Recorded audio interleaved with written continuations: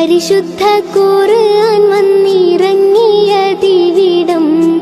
പരിപൂർണ റസൂലുള്ള പിറന്നതുമിവിടം പരിശുദ്ധ ഖുർആൻ വന്നിറങ്ങിയതിവിടം പരിപൂർണ റസൂലുള്ള പിറന്നതുമിവിടം നിസാമിക കവിതകൾ ഉറവിട്ടതിവിടം